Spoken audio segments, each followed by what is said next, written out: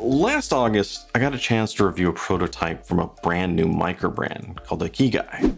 It was a compressor-style diver that was as unusual as its name. While I did enjoy its bold, unique style, it was perhaps too different as it didn't get fully funded on Kickstarter.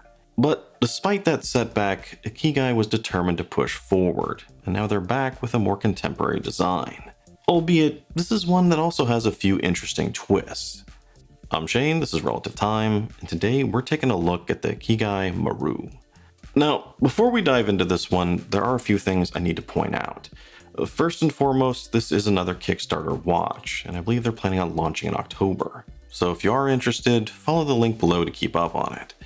Second, the watch we're going over today is a prototype that was lent into the channel, and as such, all your standard prototype warnings apply. And third, they did mention that if they're successful on Kickstarter, they would send me a full production unit later on, hence the promotional tag at the beginning. That said, let's talk specs.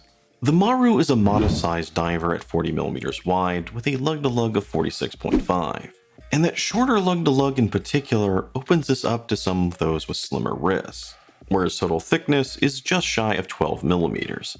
I believe they're actually listing this at 12, but my calipers actually read 11.7, which is overall pretty great for a 200-meter diver these days, and a lot of that is thanks to the thinner Miyota 9039 movement.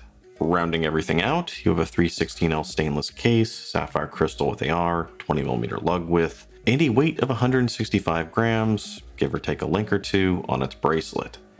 Picking up the watch, you get a good sense of its quality, and it feels like a fairly durable tool watch, which is reinforced with a rather simplistic design, where the sleek yet stubby lugs and modest-sized crown create a design that's subtle enough to keep your focus on the complex dial and bezel. Sort of. At least that's how it appears when you're looking straight down at the watch. However, from the side, things start to get a bit more interesting. The case has a mixture of brushed and blasted surfaces, with that rather large cutout on the sidewall being blasted. And yep, that's the one I'm talking about. The one with the white grid painted all over it. I'm pretty sure it's caught your attention by now. Now, the edges of the sidewall are a tad sharp, but the important thing to look at here is that grid. And honestly, even after a week of wearing this thing, I still found it pretty damn odd to look at. But turn the lights out, and odd becomes awesome, as that grid just comes to life, like something straight out of Tron. Makes you want to grab a frisbee and pretend you're summoning a light cycle. It's unique and just really cool to see. Now, since this really doesn't help with any of the functionality of the watch, you could easily label this as a bit gimmicky. But I gotta say, it's a cool gimmick. Flipping the watch over, we get a glimpse of one of the watch's inspiration, the Ikigai Maru, a 16th century Japanese sailing vessel. Although, I'll talk a little bit more about the naming in a second. Specifically here, note the grid pattern on the side of that ship, as it is one of the reasons for the grid on the side of the watch, other than looking cool, of course. Overall, I really like this case back design. It's interesting to look at without being too over the top. My only issue is that the polished finish here over time is going to get really scratched up, and that may distract from the design. In fact, this prototype already has a few scratches on it. Now, before we get too far, let's talk about that name, Maru, because I think it is going to confuse a few people. Maru in Japanese means circle, and for a while it was traditionally added to the end of a name of a ship, like Nihon Maru or Nippon Maru. From what I found, there are a few different theories and explanations as to how this started, but the one Ikigai is going with, and the one that's really relevant for the watch, is that it was a way to bless the ship to come home safely. The idea that the beginning and end of a circle are the same thing, and that way the ship would go out on a journey and return home to the exact same spot safely. So if you look back at the case spec and you see that tagline, "Life is a Journey," I think you start to get an idea of what they're trying to do here, as this is something that's going to go with you on a journey. Anyway, hopefully that helps a little bit, but let's get back to the front. And at the right, we see that we have a modest-sized crown. It's screwed down, signed, as well as fully loomed up. The key thing to pay attention to here, though, is the size. I never quite had a problem unscrewing it, but it is small enough and close enough to the case where I'd wind up turning the bezel a few clicks as I was trying to screw it back in. And not just occasionally, but almost every single time I did it. which to be fair may have more to do with the bezel design than the crown, as it does stick out a little bit and away from the case, which does make it very easy to get a grip and turn, and especially for a smaller diver. But screwing the crown in was always a tad frustrating when I'd inevitably hear a few clicks. The insert here is steel, and while I'd rather prefer ceramic, I think the steel with its duller coating would look better. It is a tad busy looking, where the black and white color scheme is composed of Arabic indicators every 5 and indentations every 2. But while it is busy, it does act as a nice frame for the mint green dial underneath, helping to draw your eyes to it almost like a bullseye. The action of the bezel itself is also pretty good. It's 120 click, unidirectional, it has a pretty good clicky action. There is unfortunately a bit of backplay with this one, but that is something the brand is aware of and something they're going to try to work out for production. So far, 3 different colorways have been shown for the Maru. You have your standard blue, a pretty interesting red, and this one which is labeled as fresh mint. Where the base of the dial is this light green color, which is pretty eye-popping considering it has a matte texture. At the very outer edge, there's a flat chapter ring with cutouts for the applied metallic indices.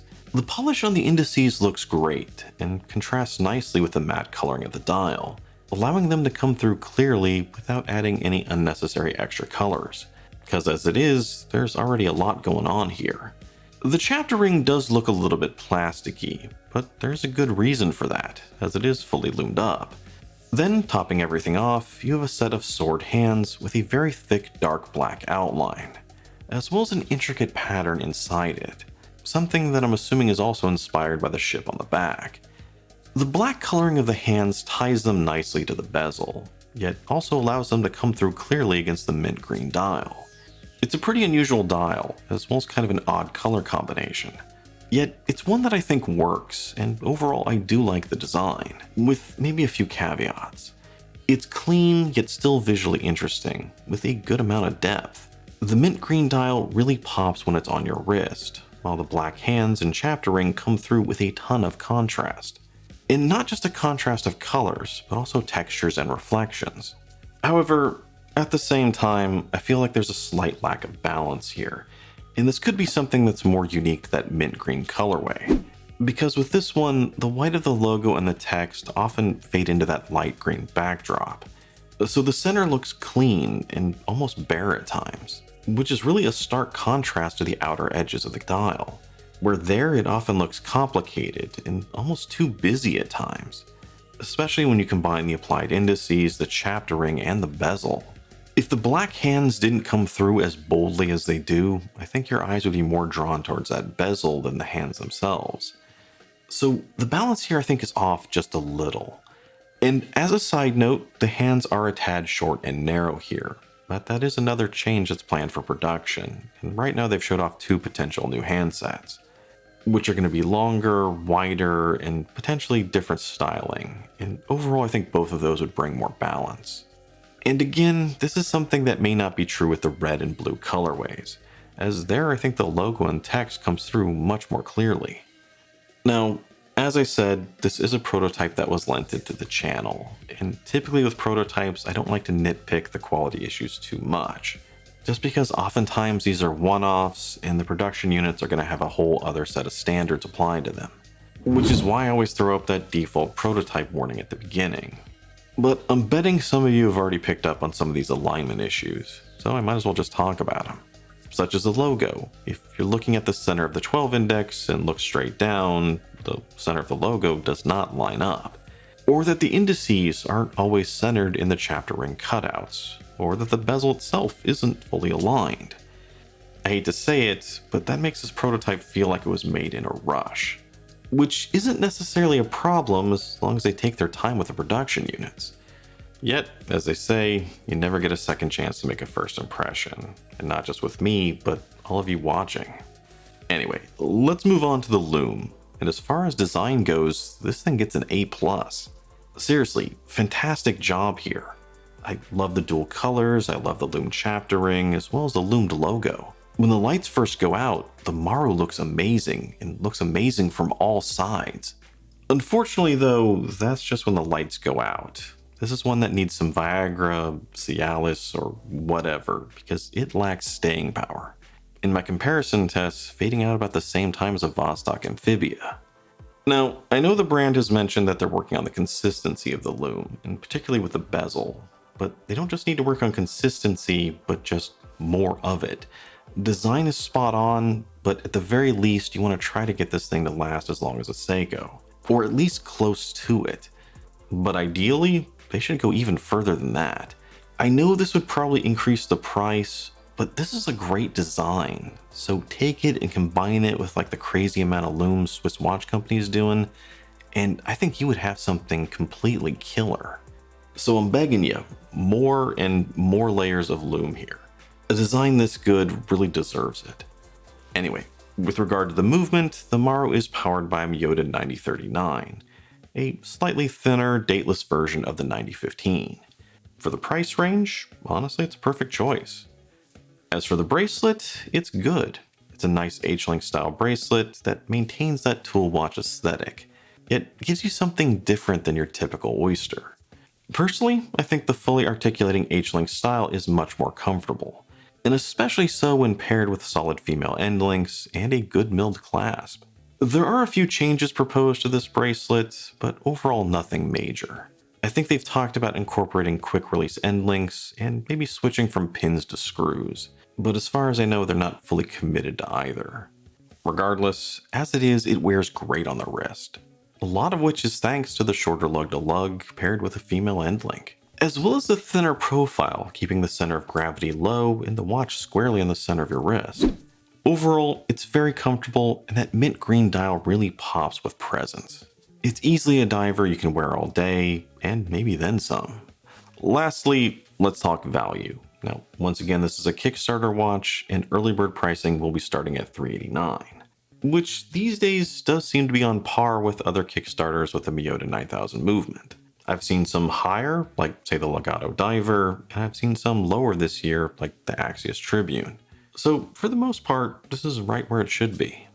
Bottom line though, the Maru is a well-made, very interesting, unique dive watch. Of course, there are a few things that I would like to see improved, like the longevity of the loom, but overall I do like it. It combines a bold, captivating design with all-day comfort. Where their last watch, the Kaizen, was perhaps too different, the Maru finds its footing walking that fine line between something familiar, yet different enough to stand out in a crowd. Something that all microbrands strive to create. And hopefully the Maru is going to be a success for them, because I'd love to see what else they're going to come out with in the future. But in the meantime, as usual, let me know what you think about this one down below. And since Lumeween's just around the corner, let me know what your favorite watches this year were for Lume. And as always, if you enjoyed the video, don't forget to like, comment, and subscribe. It really does help. I'm Shane, this is Relative Time. See you next time.